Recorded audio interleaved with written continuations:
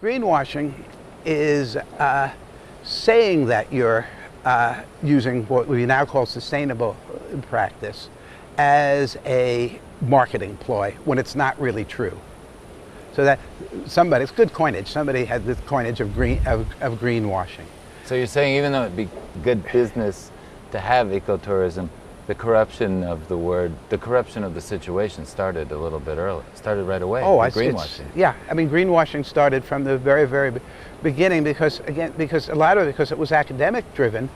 A lot of the things that they said you should be doing wasn't really practical, or would only make sense. In some circumstances, or wasn't a good way to measure. So if you thought that, fact of the matter is that greenwashing only helps with the media, which can be very helpful for marketing. The market really has never showed that it cared very much about whether places were sustainable or not when they're making the buying decision. If they see something that they think is bad when they get to the destination, then they become extremely outraged. Whether they're right or not, a lot of times they just sort of make up nefarious things that places do. And sometimes they see really bad practice.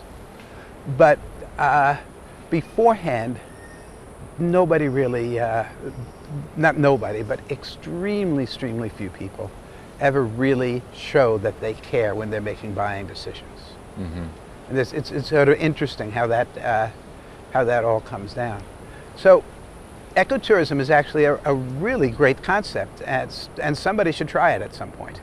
It would be probably a very good idea.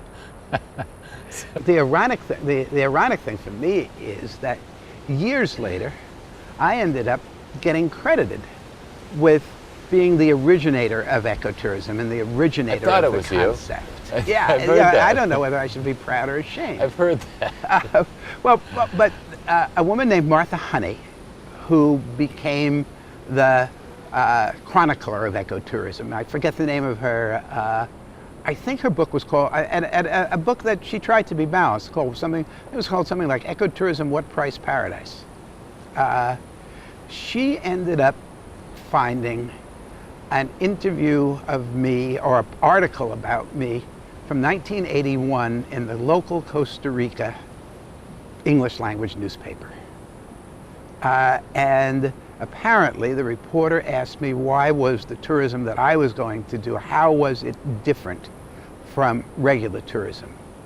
And I said, it's active rather than passive, and it benefits both the visitor and the visited. That was the whole statement. So they started calling you the father of ecotourism. Godfather. Richard Bangs coined that, and sort of as a joke, calling me the godfather of ecotourism. Well, when I was in Sierpe, and we were speaking to the gentleman who owned this place called Ecomanglares, and it was a beautiful little place and everything, and he was, of course, an Italian Costa Rican. Right. And I said to him, why do you call it Ecomanglares? And he said, Manglares is the mangroves. Mangroves, exactly. And he said, and everything's this eco these days. Yeah, I mean that's the problem. The thing is, when I gave this interview to the Tico Times, and we found it, it's there. I use it all the time now, but I promptly forgot about it. I wasn't trying to start a movement. I was actually, the guy asked a question, and I had never really thought of it that way, and I sort of described what we did.